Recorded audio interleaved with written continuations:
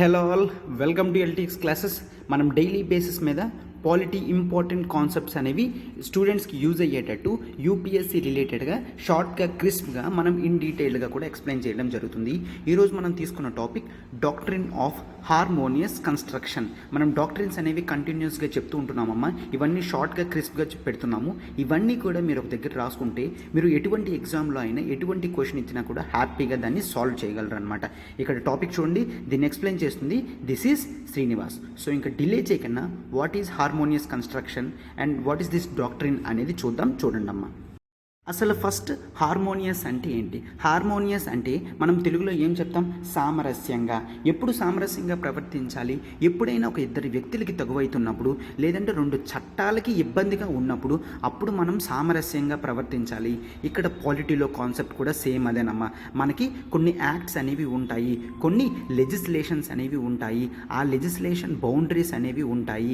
ఎవరి చేతుల్లో ఏది ఉందో చూసుకొని ఒకవేళ రెండిటికి క్లాషెస్ వస్తే వాటికి ఏ విధంగా సాల్వ్ చేయాలి అన్నట్టు మనం చేస్తే దాన్నే డాక్ట్రిన్ ఆఫ్ హార్మోనియస్ కన్స్ట్రక్షన్ అని అంటాము.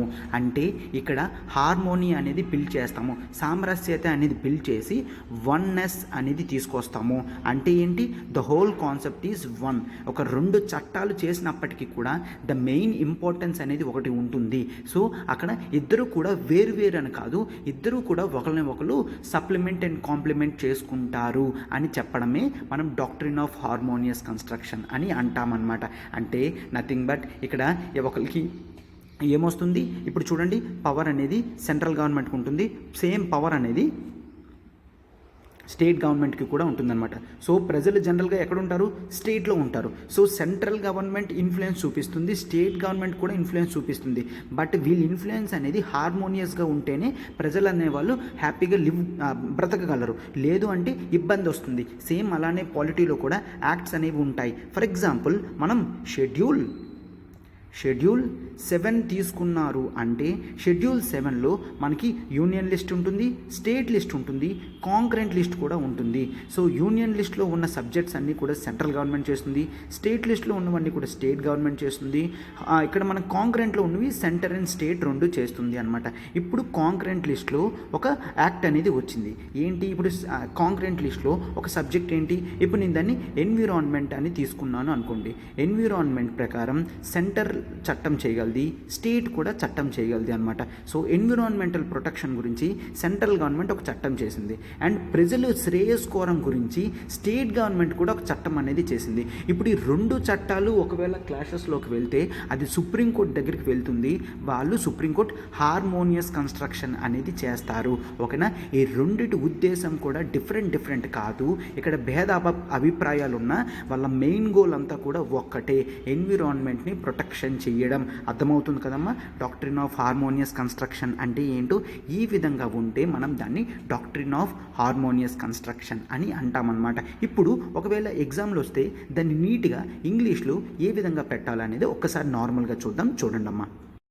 If there is inconsistency with the words or usage of words in the యాక్ట్స్లో అప్పుడప్పుడు వర్డ్స్ అనేవి ఓపెన్ ఎండెడ్గా యూజ్ చేస్తారు. అంటే ఫర్ ఎగ్జాంపుల్ కొన్ని చట్టాలను చూస్తే అది దేంతో స్టార్ట్ అవుతుంది?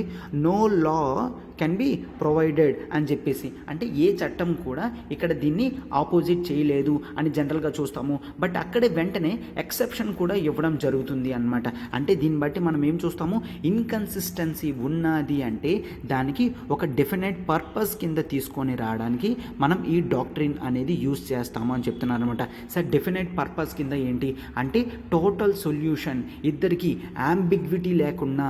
So what is this word? Ambiguity అంటే క్లారిటీ లేకపోవడాన్ని యాంబిగ్విటీ అంటాము.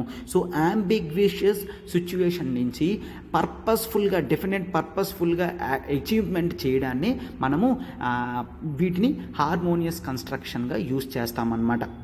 ఓకేనా? నేను ఆల్రెడీ షెడ్యూల్ 7ని ఎగ్జాంపుల్ కింద తీసుకోవడం జరిగింది. ఒక ఇన్కన్సిస్టెన్సీ ఉంటుంది, అక్కడ ఆ ఇన్కన్సిస్టెన్సీని మనం హార్మోనియస్గా కన్స్ట్రక్షన్ చేసి కంప్లీట్గా దాన్ని పర్పస్ఫుల్గా తీసుకొని వస్తాము అని చెప్పడాన్ని మనం డాక్ట్రిన్ ఆఫ్ హార్మోనియస్ కన్స్ట్రక్షన్ అని అంటామన్నమాట. ఎక్కడైనా కూడా డిజిగ్రిమెంట్స్ వచ్చినా డిబేట్స్ వచ్చినా మనం జనరల్గా ఏం చూస్తాము, ఇవన్నీ కూడా మనకి ఇష్యూస్ అనేవి తీసుకొస్తాయి అని మనం జనరల్గా చూస్తామన్నమాట. అంటే అటువంటి ఇబ్బంది ఏది కూడా కలగకూడదు. ఓకేనా? ఈ డిబేట్స్ అవన్నీ అప్పుడు కూడా ప్రతి ఒక్కరికి కూడా సేమ్ పర్పస్ఫుల్గా ఏదైతే ఉంటుందో ఆ విధంగా మనం సొల్యూషన్ అనేది కనిపెట్టాలి. ఓకేనా? ఒక సిచ్యువేషన్స్ కొన్నిసార్లు వస్తాయి. యాక్ట్స్ అనేవి మిగిలిన యాక్ట్స్తో కాంట్రడిక్టింగ్గా కనిపిస్తాయి. బట్ ఆ కాంట్రడిక్టింగ్ని మనం ఇన్ లైన్లో తీసుకోవాలి, జాగ్రత్తగా తీసుకోవాలి. అంతే తప్ప మనము ఏది గ్రేట్ ఏది తప్పు అనేది జనరల్గా చెప్పకూడదు. For example the most important one నేను ఇప్పుడు చెప్తాను, చూడండి అమ్మా. మనకి 1951లో ఏం జరిగింది, ఫస్ట్ కాన్స్టిట్యూషనల్ అమెండ్మెంట్ యాక్ట్ అనేది జరిగింది అనమాట. ఎందుకు, దీంట్లో షెడ్యూల్ 9 అనేది క్రియేట్ చేసి కొన్ని ల్యాండ్ రిలేటెడ్ యాక్ట్స్ అన్నీ కూడా దాంట్లో పెట్టడం జరిగింది. ఎందుకు, మనకి directive principles of state policy అనేది ఉన్నది. Directive principles of state policy ఈ డిపిఎస్పీస్లో మనకి article 39 clause B clause C ప్రకారం కాన్సన్ట్రేషన్ ఆఫ్ వెల్త్ అనేది తప్పు. ఏంటమ్మా తప్పు, కాన్సన్ట్రేషన్ ఆఫ్ వెల్త్ అంటే డబ్బులు కేవలం ఒకరి దగ్గర మాత్రమే ఉండకూడదు, కొంతమంది దగ్గర మాత్రమే డబ్బులు ఉండకూడదు, లేని వాడికి కూడా ఇవ్వాలి. ఇండియా అనేది సోషలిజం ఫిలాసఫీని తీసుకుంటుంది కాబట్టి ఇండియాలో చాలామంది పూర్ పీపుల్ ఉన్నారు కాబట్టి మిగిలిన వాళ్ళకి కూడా వెళ్ళాలి. ఇలా వెళ్తే ఏమవుతుంది, మనకి ఆర్టికల్ 31 రైట్ టు ప్రాపర్టీ అనేది అప్పుడు ఫండమెంటల్ రైట్ అనమాట. 1951లో అది ఫండమెంటల్ రైట్ ఆర్టికల్ 31 అనేది. సో ఈ రెండింటికి క్లాషెస్ అనేవి రాకూడదని కాన్స్టిట్యూషనల్ అమెండ్మెంట్ యాక్ట్ చేసి ల్యాండ్ యాక్ట్స్ని షెడ్యూల్ 9లో పెట్టడం అనేది జరిగింది అనమాట. సో ఆ తర్వాత ఏమైంది, మనకి ఫస్ట్ శంకరీ ప్రసాద్ కేసు అనేది రావడం జరిగింది. అవునా, శంకరీ ప్రసాద్ కేసులో 1951లో హార్మోనియస్ కన్స్ట్రక్షన్ అనేది చేయడం జరిగింది. శంకరీ ప్రసాద్ కేసు 1951. ఇక్కడ ఏంటి, fundamental rights and directive principles of state policy DPSPs అనేది ఇది ఆర్టికల్ ఇప్పుడు మనం చెప్పాను కదా 39 క్లాస్ బి క్లాస్ సి అని. ఫండమెంటల్ రైట్స్ వర్సెస్ డిపిఎస్పీస్ అనే కాన్సెప్ట్ ఉండదు, ఇద్దరు కూడా కలిసికట్టుగానే ఉంటారు. ఇక్కడ ఆ రెండు చట్టాలు కూడా హార్మోనియస్ కన్స్ట్రక్షన్ గురించే. ఏంటి, రైట్ టు ప్రాపర్టీ అనేది fundamental right, but article 39 clause B clause C ప్రకారం మనం ఏంటి, కాన్సన్ట్రేషన్ ఆఫ్ వెల్త్ అనేది చేయకూడదు, ప్రజలకి ఖచ్చితంగా హెల్ప్ చేసేటట్టు చట్టాలు ఉండాలి.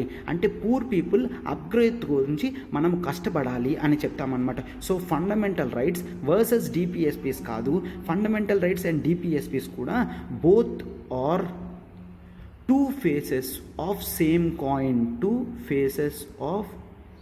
కాయిన్. ఓకేనా, two faces of same coin అని క్లియర్గా చెప్పడం జరిగింది. ఏంటంట, మీరు ఒకటే కాయిన్లో రెండు ఫేసుల్ని రెండు సార్లు చూస్తున్నారు, రెండు వేరు అనుకుంటున్నారు, కానీ అదంతా కూడా ఒకటే. మెయిన్ స్టేట్ ఉద్దేశం ఏంటి అంటే ఎవరి దగ్గర అయితే కాన్సన్ట్రేషన్ ఆఫ్ వెల్త్ ఉందో వాళ్ళ దగ్గర తీసుకొని ఎవరి దగ్గర అయితే డబ్బులు అనేవి లేవు వాళ్ళకి ఇవ్వడాన్ని మనం ఈ విధంగా చెప్తామన్నమాట. దాన్ని డాక్ట్రిన్ ఆఫ్ హార్మోనియస్ కన్స్ట్రక్షన్ అని కూడా అంటాం.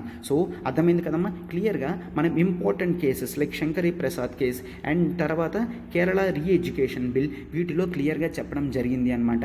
ఏంటని, చట్టాలను తయారు చేసినప్పుడు వాళ్ళు బ్రాడ్ మైండ్తోనే చేస్తారు. ఓకేనా, సో షెడ్యూల్ 7లో వచ్చిన ఎగ్జాంపుల్ మీరు రాయొచ్చు, శంకరీ ప్రసాద్ కేసు ఎగ్జాంపుల్ రాయొచ్చు. వీటన్నిటి పరంగా ఏంటి అంటే ఫండమెంటల్ రైట్స్ కానీ డైరెక్టివ్ ప్రిన్సిపల్స్ కానీ ఇవన్నీ కూడాను హార్మోనియస్గా ప్రజల గురించే కన్స్ట్రక్షన్ చేయడం అనేది జరిగింది అని క్లియర్గా రాస్తాను అనమాట. సో ఆబ్జెక్టివ్స్ ఏంటి అంటే జనరల్గా ఆబ్జెక్టివ్స్ ఆఫ్ హార్మోనియస్ కన్స్ట్రక్షన్ ఏంటి అంటే క్లాషెస్ తీసుకొని రావడం కాదు, కంట్రోల్లో పెట్టడం అనేది దీని మెయిన్ ఉద్దేశం అని చెప్పేసి క్లియర్గా చెప్పడం జరుగుతుంది అనమాట. ఇట్లాంటి కేసెస్ ఎప్పుడైనా అయినప్పుడు సుప్రీంకోర్టు ముందుకు వచ్చి సో వీళ్ళిద్దరి మధ్యన అసలు తగు అనేది లేదు, మెయిన్ కాన్సెప్ట్ ఏంటి అంటే సేమ్ కాన్సెప్ట్ అయినా కూడా వాళ్ళు వేరే విధంగా చట్టాలను తీసుకొని వచ్చి క్లాషెస్లోకి పెడుతున్నారని క్లియర్ సొల్యూషన్ అనేది సుప్రీంకోర్టు ఇవ్వడం అనేది జరుగుతుంది అనమాట. ఓకేనా, ఇదే అమ్మ doctrine of harmonious construction. So మీరు ఇది టోటల్గా గుర్తుంచుకుంటే మీకు ప్రిలిమ్స్లో కానీ మెయిన్స్లో కానీ ఏ విధంగా అడిగినా కూడా మీరు ఆన్సర్ అనేది చేయగలరనమాట. ఎస్, ఇది చూసారు కదమ్మా, మనం టాపిక్ అనేది నీట్గా ఎంత డీటెయిల్గా కన్స్ట్రక్షన్ చేయడం జరిగిందో. సో మీరు ఒకవేళ చూడండి, ఇండియన్ పాలిటీ కోర్స్ మాత్రమే జాయిన్ అవ్వాలన్నా కూడా మనకి ఎల్టీఎక్స్ క్లాసెస్ నుంచి కేవలం 5,000 రూపీస్కే, కేవలం 5,000 రూపీస్కే మనం టోటల్ ప్యాకేజ్ అనేది ఇవ్వడం జరుగుతుంది. ఏంటి, మీకు రికార్డెడ్ క్లాసెస్ ఇండియన్ పాలిటీ మొత్తం కూడా మీకు ఇవ్వడం అనేది జరుగుతుంది. మీరు దాన్ని ఎన్నిసార్లు కావాలంటే అన్నిసార్లు చూడొచ్చు అనమాట. కేవలం రికార్డెడ్ క్లాసెస్ మీకు by Srinivas sir, this is me. మీరు నా క్లాసెస్ని పూర్తిగా కూడా 5,000 రూపీస్కి రికార్డెడ్ క్లాసెస్ మీకు యాక్సెసిబిలిటీ ఉంటుంది. మీకు లైఫ్ టైం వ్యాలిడిటీ అనేది ఉంటుందమ్మా, లైఫ్ టైం వ్యాలిడిటీ అనేది ఉంటుంది. అంటే మీకు ఎన్నిసార్లు కావాలంటే అన్నిసార్లు వినొచ్చు అనమాట. ఇంతకన్నా డీటెయిల్డ్గా కూడా మనం క్లాస్లో ప్రతి టాపిక్ని కూడా ప్రిలిమ్స్ అండ్ మెయిన్స్ మోడ్లో పెట్టడం అనేది జరుగుతుంది. సో ఒకసారి డెమో సెషన్ చూడాలన్నా కూడా మీరు ఈ నెంబర్ చూడండి, ప్రత్యూష మేడంకి కాల్ చేయండి. మీరు వెంటనే సబ్స్క్రైబ్ చేసుకోండి అమ్మా. మీకు ఏ డౌట్ ఉన్నా కూడా సాల్వ్ చేసుకోండి అండ్ సబ్స్క్రిప్షన్ కూడా వెంటనే చేయండి. ఓకేనా? మన ప్రతి క్లాస్ వెనకాతన హార్డ్ వర్క్ అనేది ఉంటుందమ్మా. మీరు దాన్ని ఎప్రిషియేట్ చేస్తారని నేను అనుకుంటున్నాను.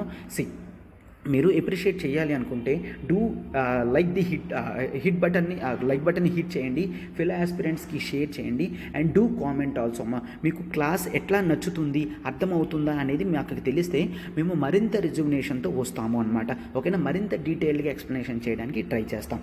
Yes, thank you.